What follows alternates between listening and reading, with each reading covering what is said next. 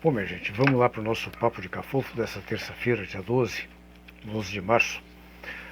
Hoje eu quero trazer para vocês um assunto que ainda vai dar muita discussão jurídica e muito noticiário. É controverso porque não há um direito positivado, escrito, bem definido sobre esse tema. Mas há algumas analogias que a gente pode inferir, né? Trata-se aí da mudança de domicílio eleitoral da deputada Rosângela Moro. A como é que é? A conja do Moro, né, que por um artifício jogou o seu domicílio eleitoral para São Paulo. O marido tentou isso também, não conseguiu, a mulher conseguiu, significa que talvez haja domicílios eleitorais diferentes, não sei se conjugais também, mas pelo menos eleitorais diferentes.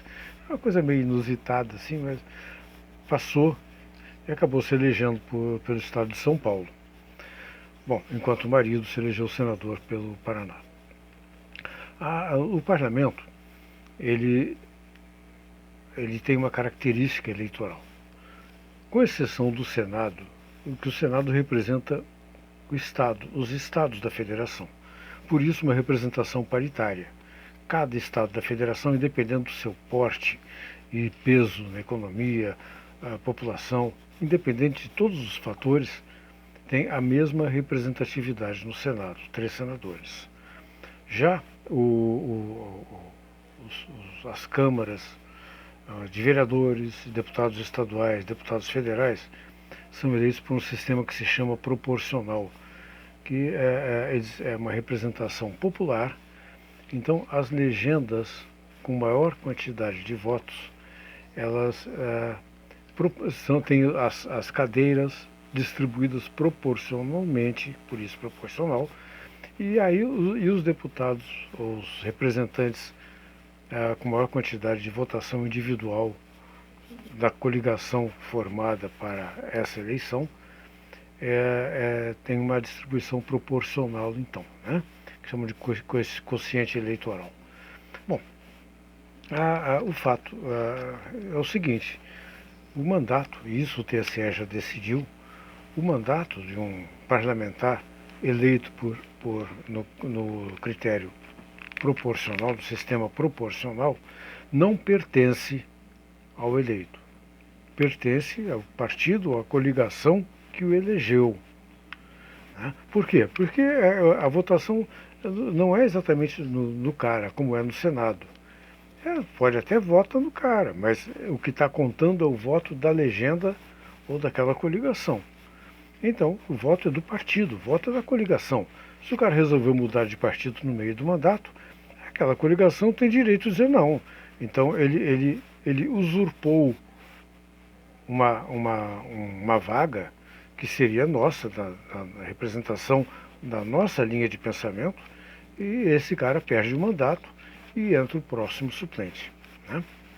Bom, então isso aí chamam de infidelidade partidária. É um dos motivos para a cassação da infidelidade partidária, até o maior deles. Né? É quando o cara muda de partido no meio do caminho, pula de barco. Né? Pula de barco. Ele se elege com uma proposta e no meio do caminho resolve abandonar essa proposta. E aí os detentores, a coligação dessa proposta resolve que, puxa vida, a população elegeu um determinado grupo. Esse grupo tem que ser respeitado em respeito ao eleitor. Bom, acontece que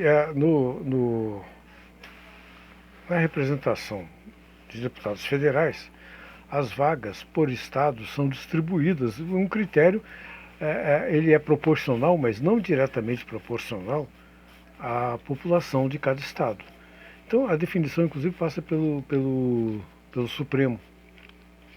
E o fato é que a menor quantidade que um estado tem de deputados federais é de 8, o máximo de 70. E essa distribuição ela é feita proporcionalmente ou levando em conta a população de cada um desses estados, do último censo aí, etc. E o que significa que alguns estados eles acabam tendo uma representação proporcional dos habitantes daquele estado maior do que seria a sua população ou menor do que seria a sua população. Porque vai de 8, no mínimo, a 70 no máximo. Então, quando um deputado altera o seu domicílio eleitoral, não há uma previsão específica, como há no caso da mudança de partido. Mas, poxa vida, o cara deixou de representar aquele estado. O eleitor daquele estado passou a ter um representante a menos. Em compensação, o beneficiado com a mudança passou a ter um representante a mais. Isso burla a distribuição que é feita pelo STF, inclusive, né? Dentro dos critérios legais. Então, há uma fraude. A proporcionalidade fica fraudada, muito embora não haja ainda positivado um direito sobre esse assunto. Mas se é infidelidade partidária trocar de partido, quanto mais não seria trocar de Estado. E aí a Conja criou esse problema agora, né? A Conja criou porque o cônjuge provavelmente tem expectativa de ser cassado. E vai ter uma eleição para o Senado, então ele sendo cassado, uma eleição complementar para o Senado, para completar as 3 vagas de senadores do Paraná, e a Conja já está oriçadinha para catar o lugar do marido, e de repente o marido ela vai ser a minha voz que foi calada, ela vai ser a minha voz que foi calada, naquela voz de Pato Donald com rouquidão, Pato Donald com dor de garganta. Bom, de qualquer maneira, isso aí vai dar muito pano para manga e vamos aguardar como é que o TSE vai destrinchar e vai estabelecer um procedimento, e não descarto que o STF acabe envolvido mesmo e firme jurisprudência sobre o assunto. Esses caras criam cada caso, né? Criam cada caso. Eles não defendem a democracia. Eles usam a democracia para a defesa própria dos seus interesses. É gente de péssima qualidade. E é isso, gente. Um abraço a todos.